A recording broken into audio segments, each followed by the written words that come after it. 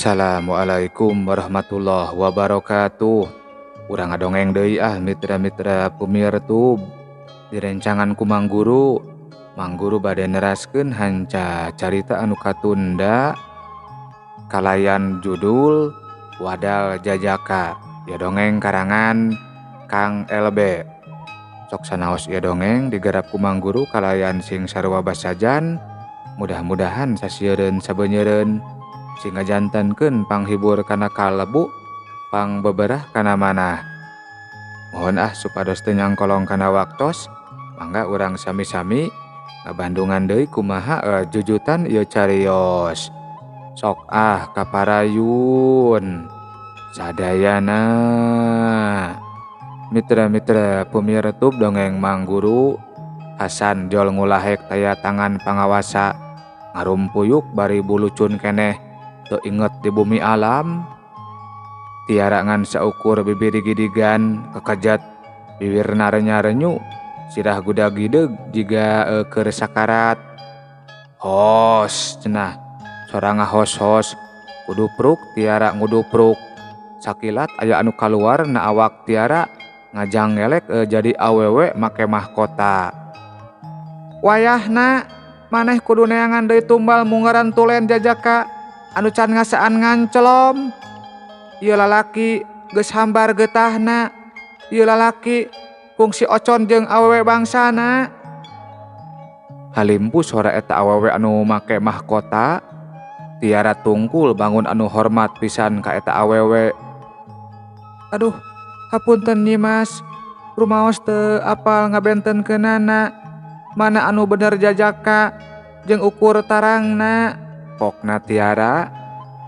Tiara, maneh geus usaha pikeun nyugemakeun kuring sanajan lain kaasup syarat keur ngahontal ka hayang maneh. Bangsa kaula palingnya ka manusa kanu ngaula. Tah ieu pake karembong jimat keur ngajeret sakupna lalaki anu rek diwadalkeun ka kaula. Tembal anu disebut Nyi Mas ngalungkeun karembong kayasna ka Tiara. Aduh, kumahanya cara ngabentenkeunana anu tulen sareng henteuna Nyi Mas? Ceuk Tiara kituna teh bari rengkuh. Gampang perkara eta mah. Maneh kudu beunghar heula ku harta, engke oge bakal apal sorangan.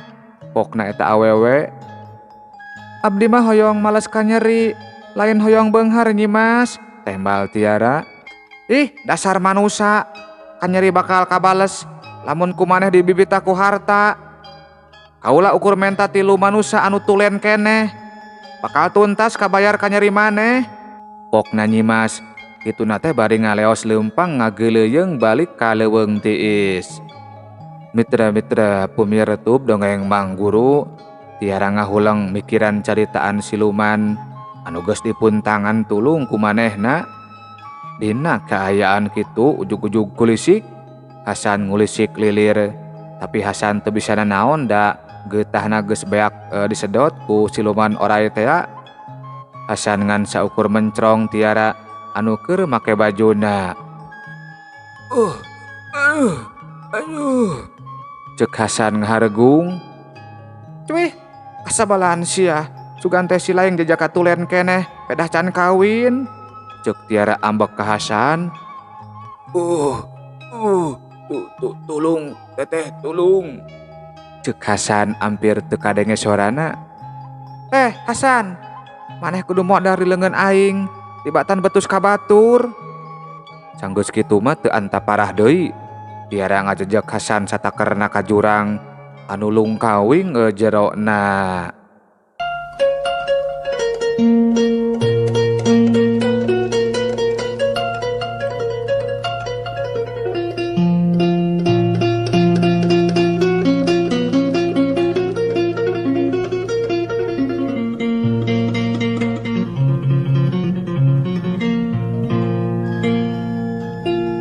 Mitra-mitra pumirtub dongeng Mang Guru, kirawanci ampir subuh, Tiara karek nepi ka imahna.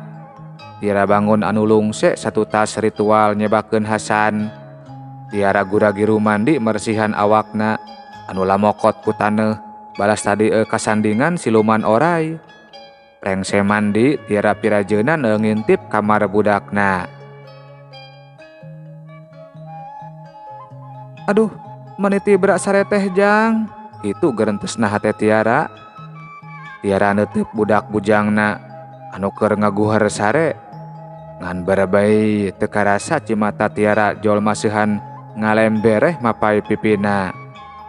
Hampura Kasep, hidup lain anak yatim. Hidup boga bapak keneh anu embung aku kahidep.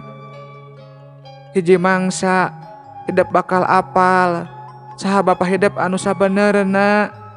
Kitu gerentesna hate Tiara. Mitra-mitra pemirtub dongeng Mang Guru. Tiara laju ka kamarna, gek manehna diuk bari nyusutan cimatana.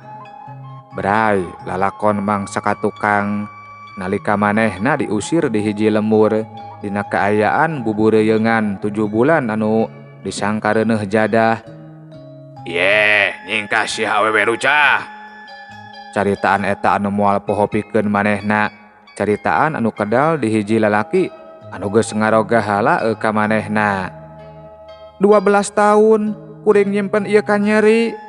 12 tahun kuring ngagedekeun budak nu unggal usik nanyakeun saha bapana. Tapi maneh asa teu rumasa boga dosa jeung turunan.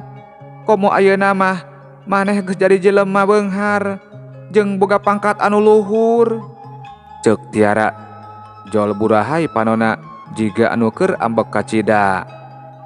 Usiwel Tiara ngaluarkeun karembong kayasna. Tiara ngahuleung salila-lila teu ngarti rek dikumahakeun cara makena eta karembong anu majarekeun bisa ngajeret lelaki wadalkeuneun jeung matak beunghar manehna. Tiara ngebutkeun eta karembong anu kotor ku taneuh. Ku anehna waktu Tiara ngebutkeun eta karembong jol racleng haliber kakebutkeun nepi ka amalayah na kasurna. Naon ieu nya? Pikir Tiara ngadeukeutan anu amalayah na kasurna. Tiara ngajentul salila bari pikir mah terus nuraweco ku kapanasaran naon anu amalayah teh. Ragamang leungeun Tiara teu sadar nyokot eta barang. Gep manehna newak eta barang. Yeh, cag heula nya hei.